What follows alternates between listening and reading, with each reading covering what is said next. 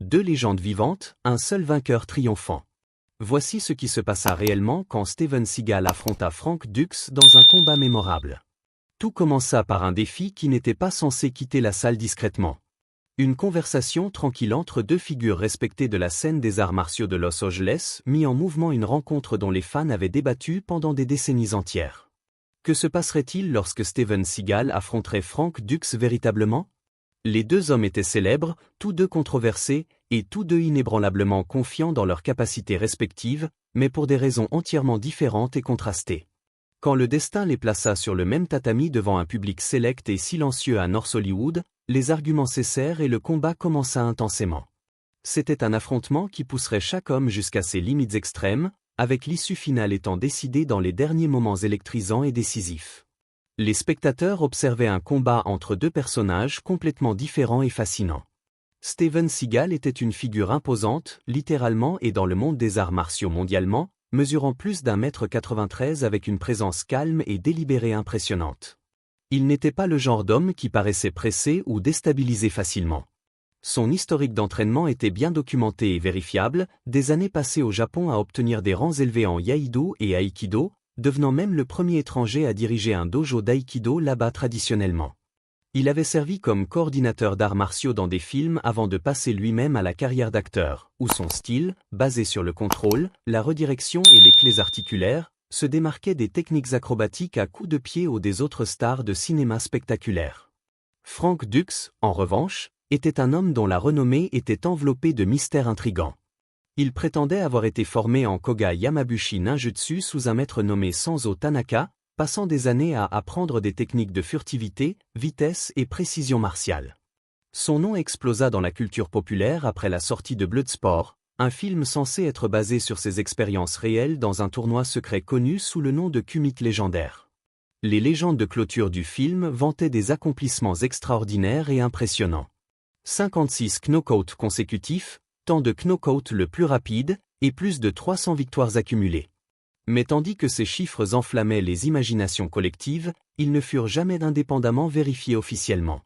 Dans les cercles d'arts martiaux, son histoire était aussi divisante que célèbre et controversée.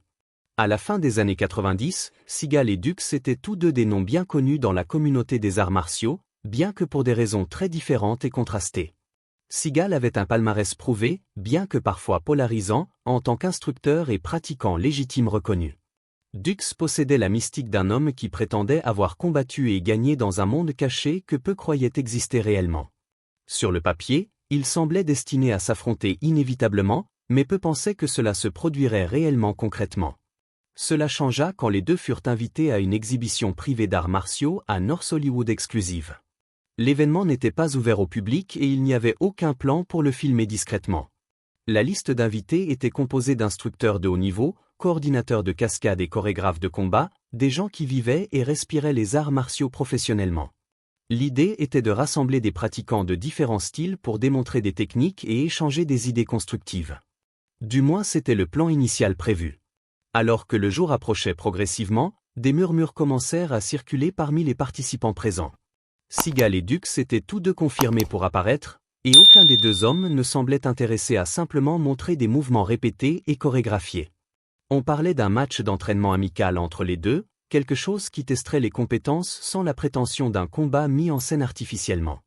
La possibilité était suffisante pour faire crépiter l'atmosphère d'anticipation électrique. Seagal arriva en premier, portant un GI noir simple et se déplaçant avec sa confiance habituelle et mesurée. Il salua quelques personnes tranquillement, puis monta sur le tatami pour s'étirer et rouler ses épaules méthodiquement.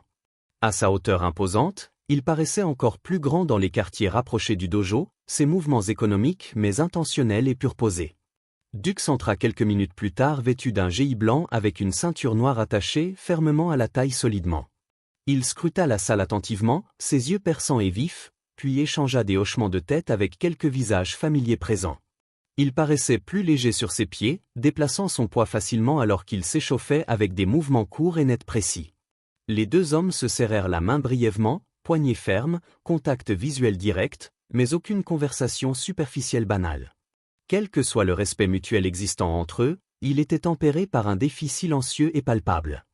L'arbitre, un instructeur senior respecté pour son impartialité reconnue, s'interposa entre eux et établit les règles clairement. Ce serait du sparring à contact complet, mais avec des restrictions spécifiques, pas de frappe à la tête, pas d'intention de blesser gravement, et le match durerait jusqu'à ce que le temps s'écoule ou qu'un homme obtienne un avantage décisif incontestable. Les deux acceptèrent sans hésitation immédiatement. Au moment où ils se mirent en position, la salle devint silencieuse et attentive. La poignée de spectateurs se pencha en avant sur leur siège anxieusement. Seagal se tenait droit verticalement, sa posture ouverte mais ancrée solidement, main prête à intercepter plutôt qu'à frapper en premier offensivement. Dux adopta une posture plus détendue et mobile, son poids se déplaçant alors qu'il rebondissait légèrement sur la pointe des pieds agilement. Pendant les 10 premières secondes, ils tournèrent en cercle, testant la distance tactiquement. Dux bougea en premier avec un jab rapide et fulgurant, et Seagal répondit en inclinant légèrement son corps, gardant l'homme plus petit juste hors de sa portée stratégiquement. Puis Dux se précipita en avant, lançant un coup de pied bas vers le tibia de Seagal violemment. Seagal le laissa ricocher sur sa jambe, avançant en même temps pour vérifier le mouvement de Dux avec une légère paume sur la poitrine contrôlée. Ils se séparèrent à nouveau, yeux verrouillés intensément.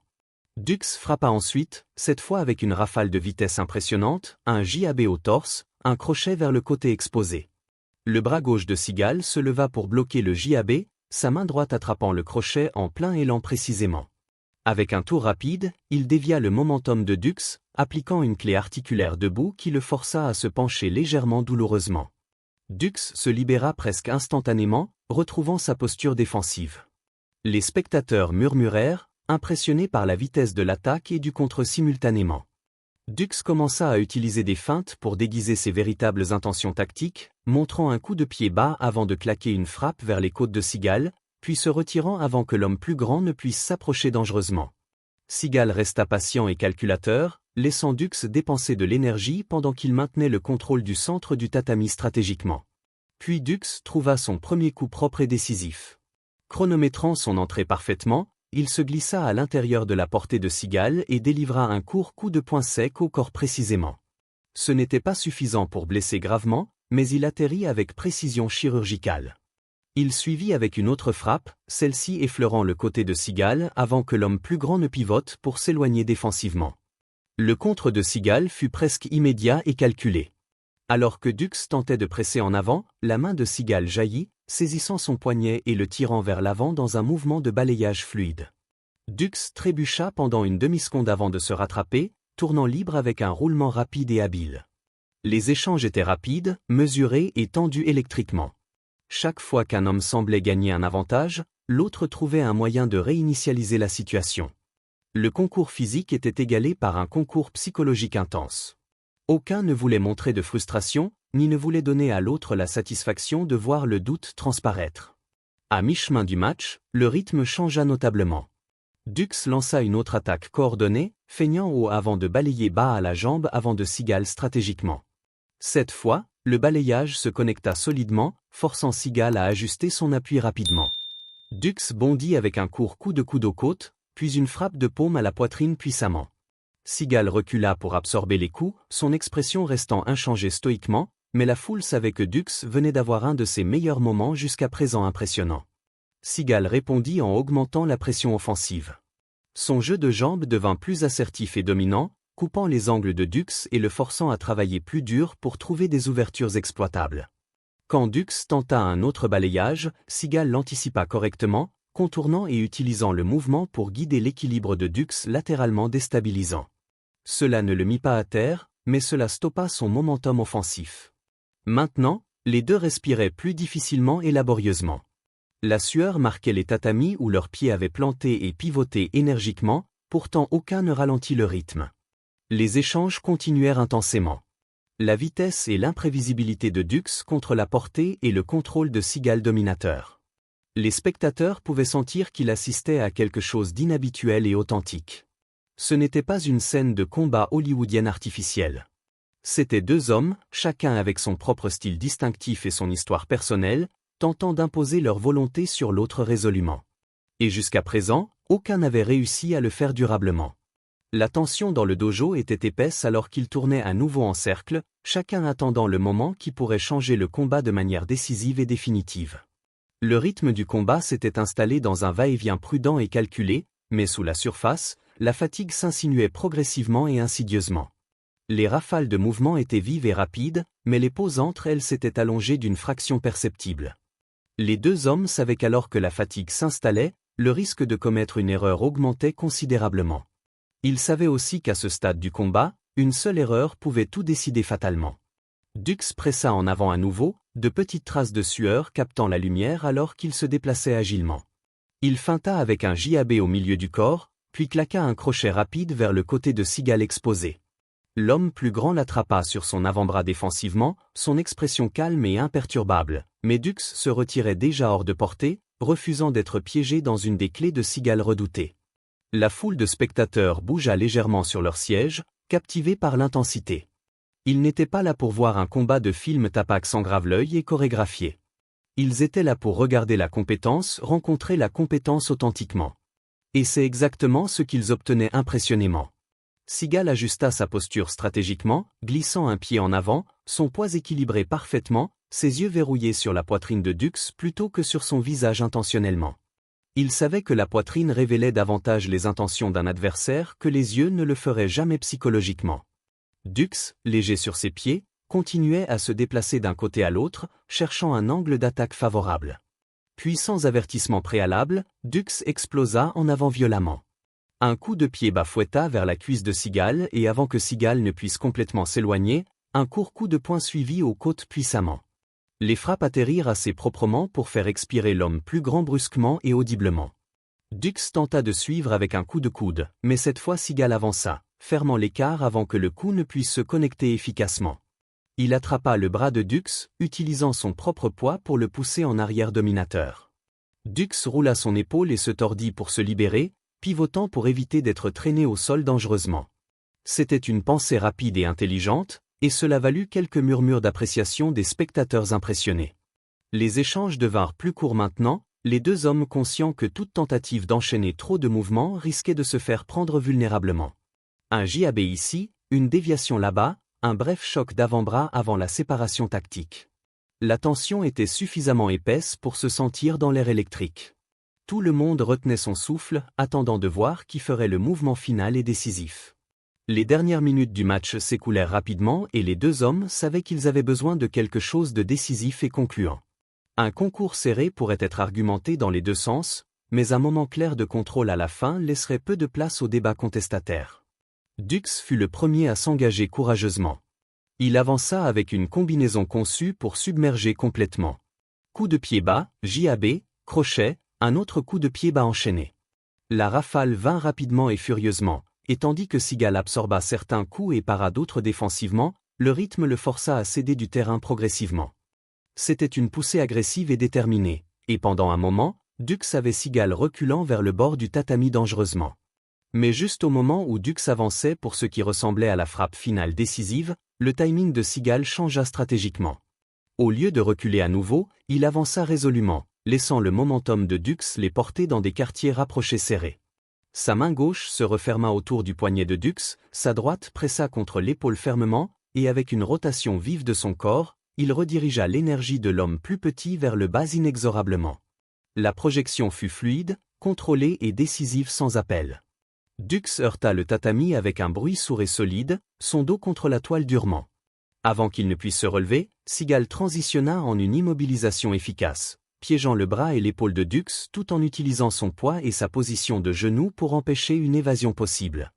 Dux tenta de rouler, se tordant pour se libérer désespérément, mais le levier n'était pas la favorable. Le contrôle de Seagal était ferme sans être cruel, sa technique verrouillant Dux en place sans risquer de blessure grave. L'arbitre, voyant que la position était sécurisée et l'horloge presque expirée, intervint et arrêta le combat officiellement. Seagal relâcha immédiatement respectueusement, se levant sur ses pieds et offrant sa main généreusement. Dux accepta et les deux hommes se tinrent un moment, respirant difficilement, la sueur dégoulinant abondamment, yeux verrouillés respectueusement. Un hochement de tête passa entre eux silencieusement. Pas de vantardise, pas d'hostilité résiduelle, juste la reconnaissance tranquille de deux combattants qui s'étaient poussés mutuellement jusqu'à leurs limites extrêmes. Les applaudissements du public furent respectueux et mesurés sincèrement. Ils savaient ce qu'ils avaient vu réellement. Un concours de compétences, de contrôle et de timing entre deux artistes martiaux très différents mais talentueux. Le verdict officiel de l'arbitre fut que Seagal avait gagné incontestablement. Il avait terminé le match en contrôle complet, et sa projection finale avait été aussi propre qu'elle était décisive et technique. Mais les discussions, alors que les gens quittaient le dojo, racontaient une histoire plus complexe et nuancée. Certains argumentaient que la vitesse de Dux et ses frappes propres avaient rendu le combat beaucoup plus serré que le verdict ne le suggérait officiellement. D'autres estimaient que la capacité de Seagal à dicter la portée et à neutraliser les attaques l'emportait sur les points que Dux avait marqués avec ses rafales d'offensive impressionnantes. En vérité, cela avait été serré et compétitif.